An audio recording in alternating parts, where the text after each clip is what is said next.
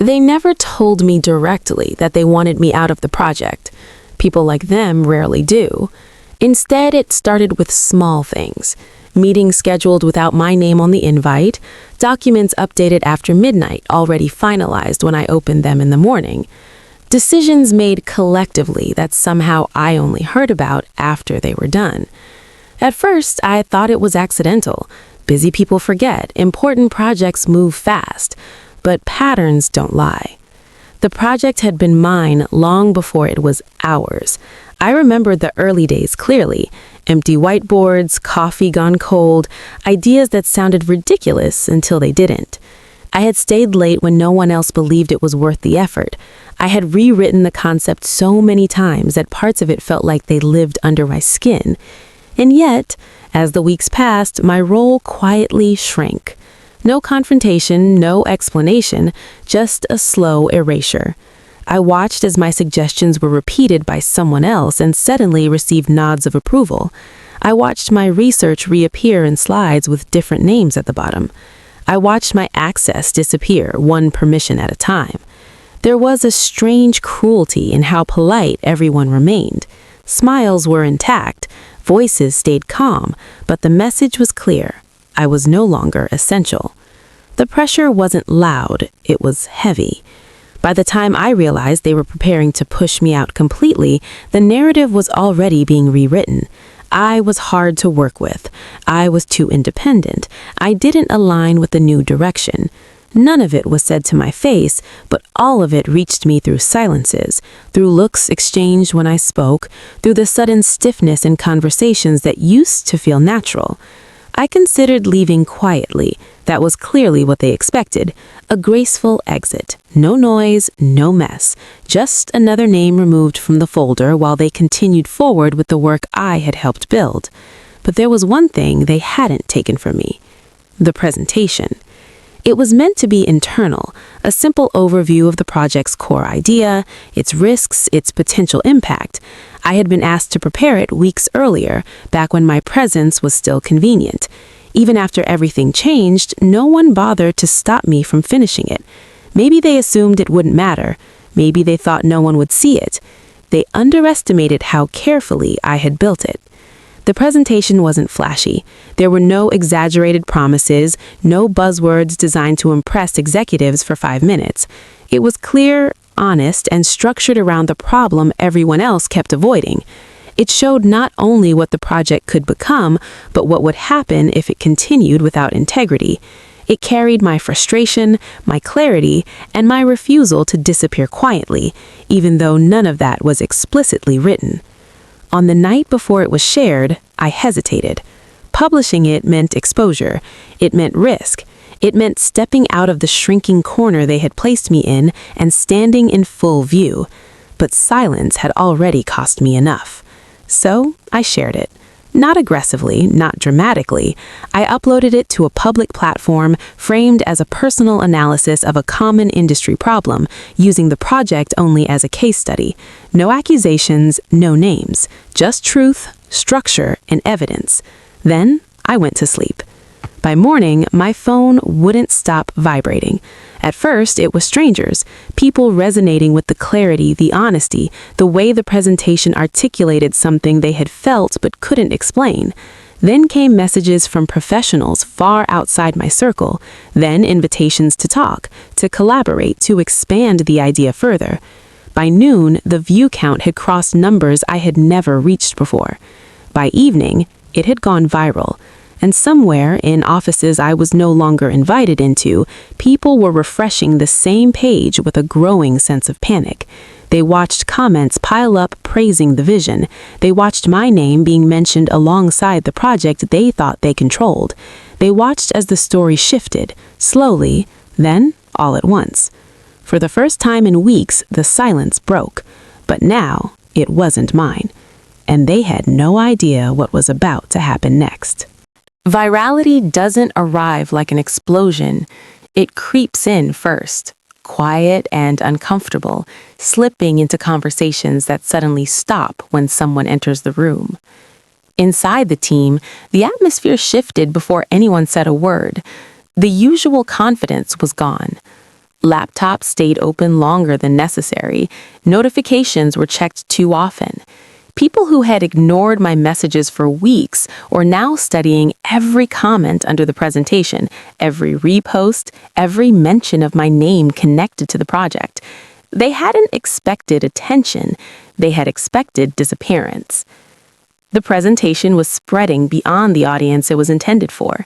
Industry professionals were sharing it with captions filled with admiration.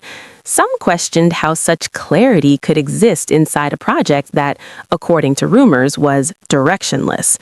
Others openly praised the vision behind it, highlighting how rare it was to see someone address the uncomfortable parts instead of hiding them behind optimism. That was the real problem. The narrative they had been crafting, the one where I slowly faded into irrelevance, no longer fit the reality unfolding online. And once a narrative breaks publicly, it becomes very hard to control privately. They reacted the only way people do when exposed without being attacked. They tried to reclaim ownership. Suddenly, posts appeared framing the project as a collective effort, emphasizing teamwork, shared values, shared vision. Familiar phrases from my presentation resurfaced, now repackaged as company language. The tone was polite, inclusive, carefully neutral. No one mentioned my name directly, but the attempt to absorb my work back into their structure was obvious. It was too late. The internet doesn't reward vagueness. It rewards clarity. People began asking questions they couldn't answer without acknowledging me. Who designed the framework? Who identified the risks so precisely? Who built the core logic everyone was praising? Each question added pressure. Each unanswered comment weakened their version of the story. Internally, tension escalated. Meetings were called urgently, strategies were rewritten. Concerns that had been dismissed when I raised them were now treated as critical issues. Ironically, the same points that once labeled me difficult were now central to their crisis discussions. I wasn't in those rooms anymore, but I could feel the shift from afar. Then came the messages. At first, they were cautious, casual check-ins disguised as concern, compliments that arrived weeks too late, an interest in reconnecting, as if distance had been mutual. None of them addressed what had happened. None acknowledged the slow exclusion, the quiet push toward the exit. They didn't want resolution. They wanted control. What they didn't realize was that the power dynamic had already changed. Attention creates leverage, and leverage doesn't need permission to exist. I no longer needed access to their meetings or approval for my ideas. The conversation had moved beyond their walls. Opportunities began forming on their own. Independent teams reached out asking if I was open to collaboration. Investors expressed curiosity, not about the project as it existed now, but about the principles behind the presentation. Media outlets requested interviews, framing the story as an example of innovation emerging despite internal resistance. Despite themselves, they were forced to react publicly. Statements were released emphasizing transparency and unity. Carefully written lines about miscommunication and alignment challenges appeared.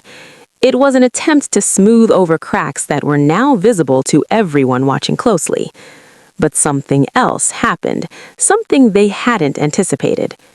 People began to read between the lines. They noticed who spoke with confidence and who spoke with defensiveness. They noticed which explanations felt grounded and which felt rushed. And slowly, an unspoken understanding spread. This wasn't a story about teamwork gone wrong. It was a story about someone being pushed aside until their voice became impossible to ignore. For the first time, I wasn't reacting to their decisions. They were reacting to mine. And while they scrambled to regain balance, I was already thinking ahead, not about revenge, not about confrontation, but about the one move that would make it impossible for them to pretend I never mattered. The next step wouldn't be loud. It would be irreversible. The first real offer didn't come from them. That alone said everything. It arrived quietly, without urgency, without pressure. a message written with respect, curiosity, and something I hadn't felt in a long time: recognition without conditions. They didn't ask why I had shared the presentation. They didn't question my loyalty. They focused on the substance, the clarity, the structure that had sparked so much attention.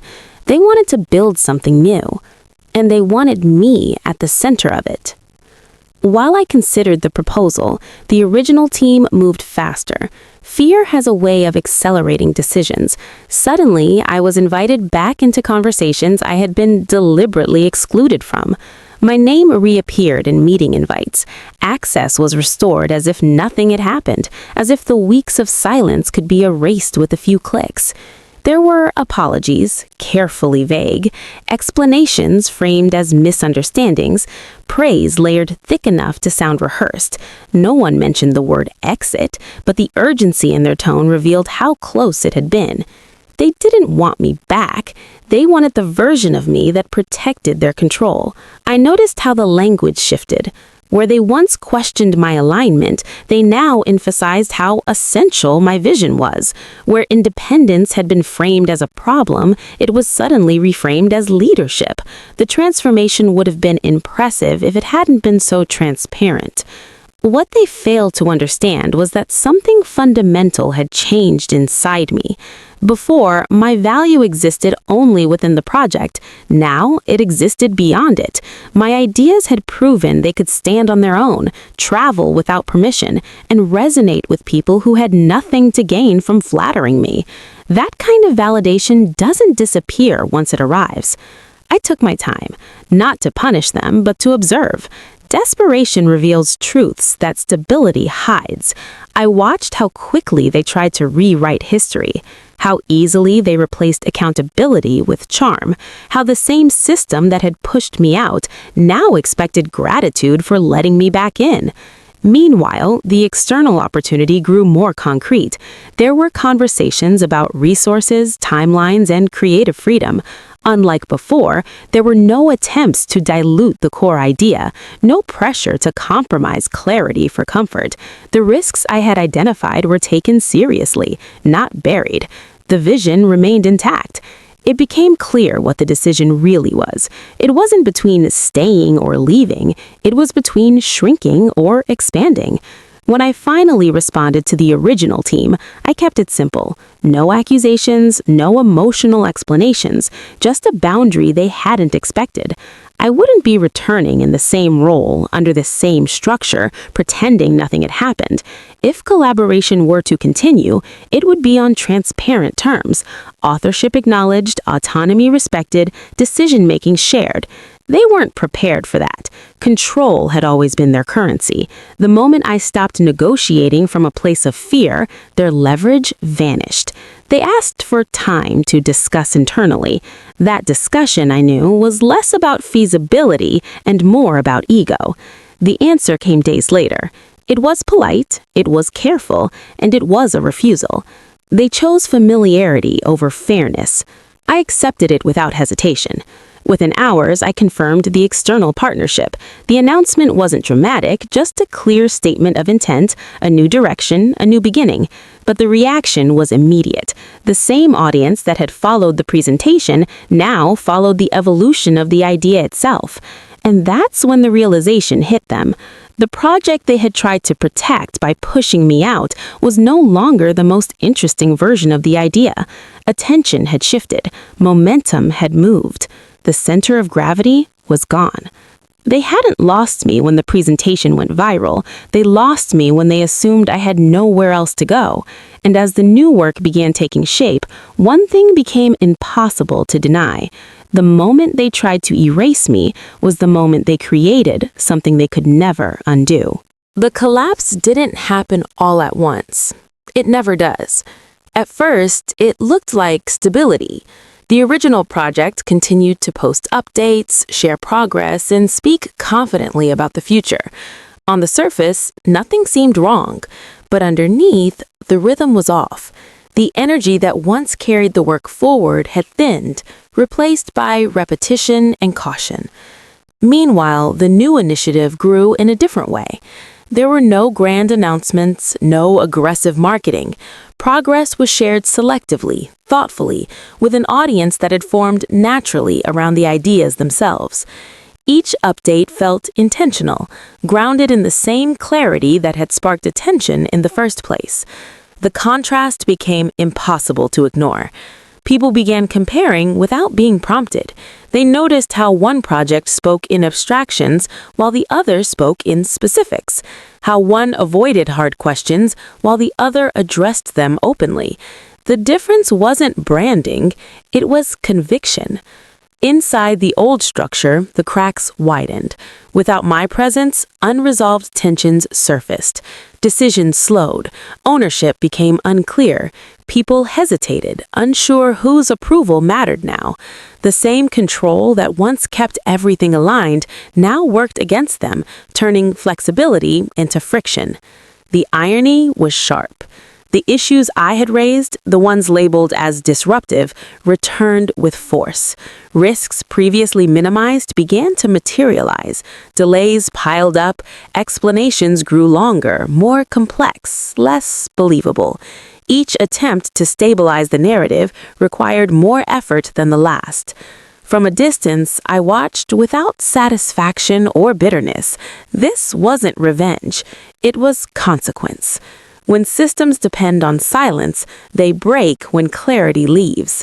Externally, my absence became more visible than my presence ever had been. Questions surfaced in comment sections, forums, and private discussions. People asked why the original vision felt diluted, why the messaging had changed, why the confidence seemed rehearsed rather than earned. No one needed my confirmation. The pattern spoke for itself. The pressure forced them into choices they weren't ready to make. Some doubled down on authority, tightening control in hopes of restoring order. Others quietly disengaged, sensing the instability and looking for exits of their own. The cohesion they had relied on dissolved into isolated efforts moving in slightly different directions. At the same time, the new work reached a turning point. What began as a concept evolved into structure. What began as structure became execution. There was momentum, not frantic, not forced, but steady and undeniable. People involved knew why they were there. They understood the risks, the purpose, the direction. That clarity created trust. Opportunities followed naturally, partnerships aligned without persuasion, support arrived without negotiation. The work spoke, and the right people listened. Then came the moment that made the contrast undeniable. A public milestone was reached, modest in scale, significant in meaning. It wasn't framed as a victory over anything or anyone. It was simply progress, shared transparently. But the response was immediate. Engagement surged. The audience that once watched from curiosity now leaned in with confidence. And somewhere inside the old organization, that milestone landed like a quiet udar, because it highlighted what they no longer had. Not just the idea, not just the attention, but the coherence that makes progress feel inevitable. They tried to respond. Updates were pushed out quickly, language sharpened, promises grew bigger, but urgency without direction only amplified the emptiness behind the words. The comparison became unavoidable. One path moved forward by refining truth, the other moved in circles, trying to protect an image. For the first time, I understood something clearly. Being pushed out hadn't cost me anything of real value. Staying had. And as the old structure strained under its own weight, I kept building, not against them, not for them, but towards something that no longer required their recognition to exist. Recognition rarely arrives the way we imagine. When it finally does, it often comes from the one place we least expect, or least want. The first sign wasn't public, it was personal. A name appeared on my screen late at night, one I hadn't seen in months. Someone who had stayed silent when the exclusions began. Someone who had watched the slow erasure and chosen safety over clarity. The message was long, carefully written, heavy with context and restraint. They didn't defend the old decisions. They didn't deny what had happened. They acknowledged it. Not emotionally, not dramatically, but factually. They described the meetings I had never been invited to, the concerns that had been reframed to isolate me, the internal belief that I would leave quietly if pressure remained subtle enough. Reading it felt strange, not validating, but grounding. Proof that what I had experienced wasn't imagined, exaggerated, or misunderstood. It had been strategy. The message ended without a request, no apology that asked for forgiveness, no attempt to reconnect, just a statement of regret and an admission of fear. Fear of losing position, fear of standing alone, fear of becoming the next person pushed out. I didn't respond immediately. Some closures don't require answers. Days later, recognition arrived publicly. An industry event published a feature analyzing emerging projects reshaping the field. My work was highlighted, not as a reaction, not as a controversy, but as an example of disciplined clarity and ethical execution. The language was precise, the credit unmistakable. My name stood on its own, unattached to the structure that had once defined it. The response was overwhelming. People shared the feature not with shock, but with affirmation, as if the recognition simply confirmed what they already believed, as if the story had reached its inevitable chapter. Inside the old organization, that moment landed harder than any viral spike ever could, because it couldn't be reframed. There was no ambiguity to soften it, no collective language to absorb it. The recognition drew a clean line between origin and outcome, between vision and execution. It made something painfully clear. The success they once anticipated now existed entirely outside their reach. Attempts to reinsert themselves followed. Subtle at first, mentions of early involvement, references to shared roots, language designed to suggest continuity where separation had already been established. But the audience didn't engage with it. The moment had passed. The story had moved on. Then came the quiet departures. People left without announcements, without explanations. Profiles updated. New affiliations appeared. The structure began hollowing from the inside, not through collapse, but through diffusion. What remained looked intact, but felt lighter, emptier, less certain. I felt no triumph watching it happen, only clarity. The cycle was closing not with confrontation, but with distance. The emotional charge that once tied me to that place had dissolved.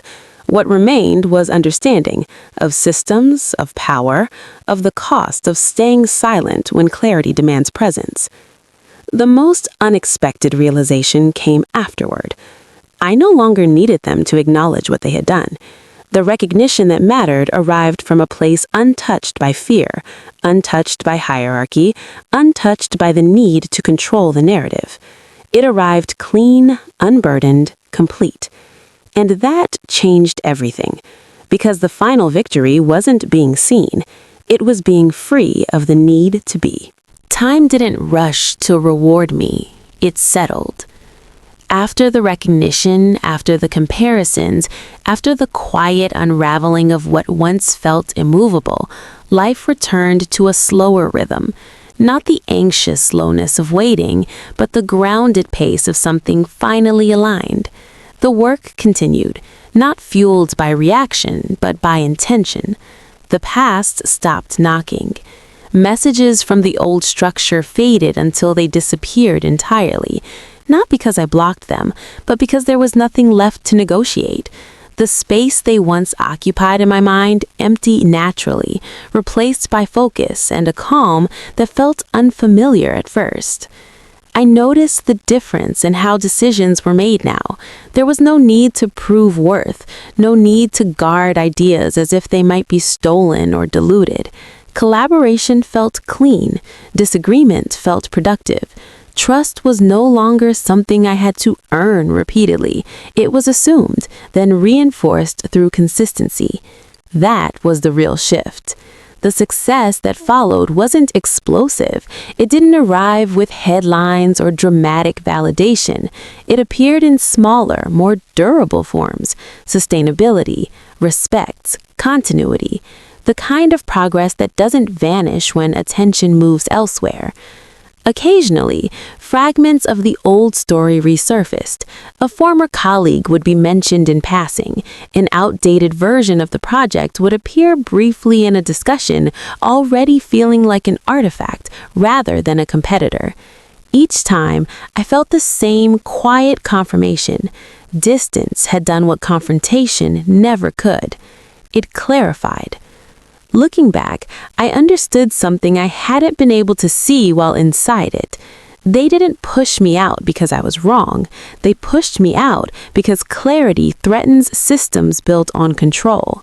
My presence forced questions they weren't prepared to answer. My independence disrupted a balance that relied on compliance.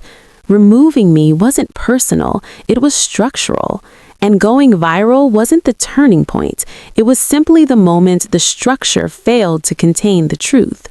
What truly changed everything was what came after, the choice not to return to what diminished me, even when it tried to appear welcoming again, the refusal to trade freedom for familiarity, the patience to let outcomes unfold without forcing them.